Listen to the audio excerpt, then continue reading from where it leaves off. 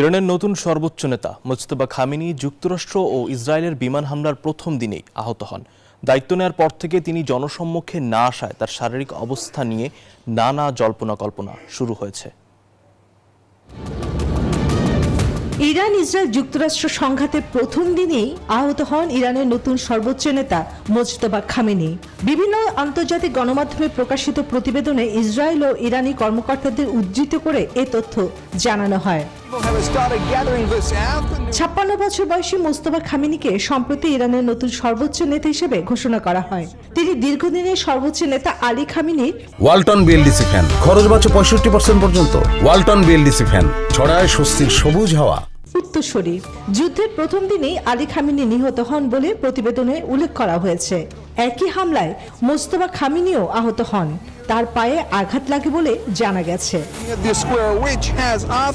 নতুন সর্বোচ্চ নেতা হিসেবে দায়িত্ব নেওয়ার পর 48 ঘন্টা বেশি সময় পার হলেও তিনি এখনো জনসমক্ষে আসেননি এবং কোনো ভিডিও বার্তাও দেননি।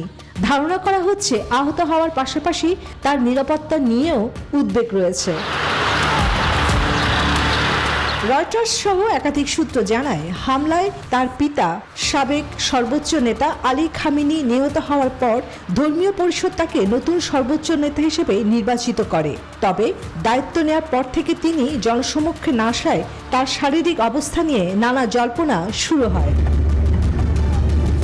ইসরায়েল ও ইরানি কর্মকর্তাদের বরাতে প্রকাশিত খবরে বলা হয়েছে, প্রথম দিনের হামলায় তার পায়ে আঘাত লাগে, কিন্তু তিনি জীবিত এবং রাষ্ট্রীয় দায়িত্ব পালন করছেন। ইরানের প্রেসিডেন্টের পরিবারের পক্ষ থেকেও জানানো হয়েছে, তিনি আহত হলেও নিরাপদ ও সুস্থ আছেন, উদ্বিগ্ন হওয়ার মতো পরিস্থিতি নেই। চন্দ্রা নিউজ 24।